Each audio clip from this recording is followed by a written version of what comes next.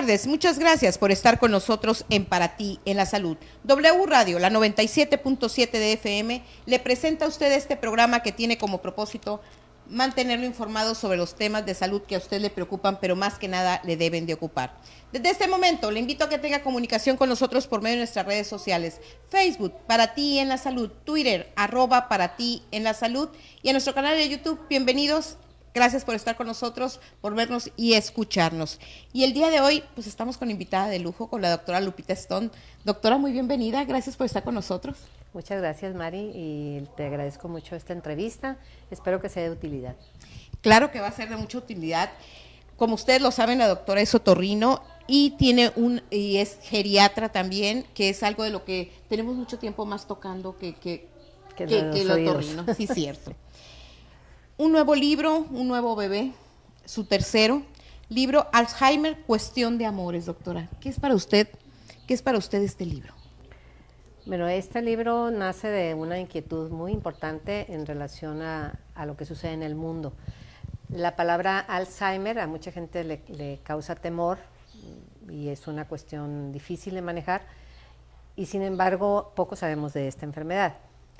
La inquietud de escribirlo es precisamente para informar a las familias de qué sucede en este tipo de problemas. Tengo muchos años viendo pacientes, personas mayores que padecen este tipo de problema y cómo afecta no solamente al enfermo, sino a toda la familia. Entonces no es una enfermedad individual, sino una enfermedad familiar que es una carga muy pesada de llevar cuando no se conoce el proceso. Definitivamente una enfermedad que aparece en todo el mundo, que tiene muchísima relevancia en cualquier parte de la humanidad, no respeta ni cuestiones sociales, ni educación, ni nada, y puede ser difícil de llevar cuando no se sabe qué es lo que está ocurriendo con nuestro familiar. ¿Cómo nace a Lupita Stone este amor hacia hacer estos libros para estas personas? Bueno, esta Lupita Stone tiene rato caminando en la medicina, ya no sé, fuese uno el primer hervor, tengo muchos años en el medio de médico. Yo soy especialista en otorrinolaringología, pero por circunstancias de la vida, por el trabajo de mi esposo, Víctor, me fue conduciendo al manejo de los ancianos en Sinaloa. Ahí empezó hace muchos años un camino que no me lo esperaba, no era algo de lo que yo hubiera pensado jamás hacer, que es dedicarme a ver personas mayores, a ver viejitos, como dicen aquí. Pero te va llevando el trato, te va llevando la necesidad, porque a las personas mayores poca gente las ve. Hay muy pocos geriatras, yo soy gerontóloga más que geriatra, que es una especialidad más amplia, sí, que ve todos los aspectos familiares, sociales, de jubilación, de retiro y demás, más las enfermedades, ¿no? Eso me fue llevando con el tiempo a irme involucrando más en la problemática de los ancianos, que son muchos problemas, y ya sabes que en los otros libros que escribí antes hay uno que es Llegar bien a la vejez, que salió por la misma inquietud de que cómo es que hay gente que llega tan mal a ser un viejo totalmente perdido en un asilo, abandonado, y hay gente que envejece dignamente en una condición no necesariamente económica, porque puede haber gente muy rica, con muchísimos recursos, pero que también está muy sola y que está muy abandonada. ¿Cuál es la diferencia entre envejecer bien y envejecer mal? ¿Qué podemos hacer nosotros como personas de manera individual y como familia de manera en general o como sociedad para lograr un envejecimiento exitoso? Esa fue la primera parte de la inquietud. La segunda, que fue ya más bien este libro, entre otras cosas, es en particular esta enfermedad. La enfermedad de Alzheimer y las demencias es lo más pesado que puede ocurrirle a una familia, de lo más pesado, debe haber otras cosas, pero que puede tener mucha tela de donde cortar, ¿sí? O sea, sí puedes ofrecerle opciones a la familia, si no de curación, porque es una enfermedad incurable, sí opciones de manejo. Eso es lo más importante, el manejo que usted les enseña, los va guiando, doctora.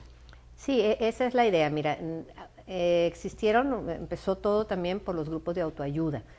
Los familiares llegan con el paciente al consultorio y empiezan a decirte pues que mi mamá o mi papá que está diciendo cosas, que pues se está chantajeando, no es cierto que no quiere comer, que sí quiere comer. Uno de mis hermanos le dice de otro nombre, y lo que pasa es que nos está haciendo puras trampas y me acusa de que yo le robo. Empiezan a platicarte cosas que es parte de la enfermedad, entonces uno ya sabe. Pero la familia cree que pues el viejito nomás está de mañoso o de mañosa. Cuando empiezas a explicarles a las familias lo que está ocurriendo en la cabeza de esa persona, como que les cambia mucho la actitud hacia su familiar, en primer. En segundo lugar, se empiezan a preocupar de una manera distinta, empiezan a atenderlo de otra manera. Y obviamente habrá cosas que les tienes que enseñar, entonces de ahí vienen los grupos de autoayuda. Formamos grupos de autoayuda aquí en Culiacán, los primeros que se hicieron aquí en Los Mochis. Nos empezamos a juntar el doctor Víctor Gallego, la doctora Gaby Osegueda, que son geriatras, conmigo y otras personas a formar grupos de autoayuda en mi consultorio, que teníamos una sesión al mes, en fin. Y fue llegando gente, y de ahí empezamos a aprender de los mismos familiares cosas que llegaban llorando y después se iban riendo, no porque fuera de risa, pero sacaban broma pues de lo que ocurría con su familiar. Esas ideas que fueron surgiendo en esos grupos de autoayuda, que nos enriquecieron nosotros como médicos, también están plasmadas en este tipo de información en el libro. ¿Por qué? Porque hay gente que ya ha vivido muchos años con un paciente con este tipo de demencias y que la ha llevado muy bien, lo ha hecho bien por sentido común o por sentido de afectividad, que es también la base del libro, ¿no? Se necesita mucho cariño, se necesita mucho amor para poder sobrellevar esta enfermedad. Y al mismo tiempo, por otro lado, en el aspecto del por qué se produce, sí veía yo que las pacientes, sobre todo mujeres, que habían sufrido una pérdida severa, emocional, te decían los hijos, mi mamá, después de que mataron a mi hermano, empezó para abajo. Mi papá, después de que perdió el trabajo, que se jubiló, se vino para abajo. Mi abuelita, después de que mi abuelito le puso el cuerno, que se fue con una viejita, se vino para abajo. O sea, había mucha cuestión emotiva, lo que marcaba el inicio de ese deterioro mental. Entonces, ¿y eso es en todos los casos, doctora? Pues no te puedo decir que en todos, pero sí en el 99%. O sea, hay algo que detona. Ese detonador puede ser que entren en una depresión, o sea, una persona se deprime y si no logra atender eso, y si no logra salir de eso, si ya tenía de por sí cierta tendencia de presentar la enfermedad, como que hace que se acelere el proceso.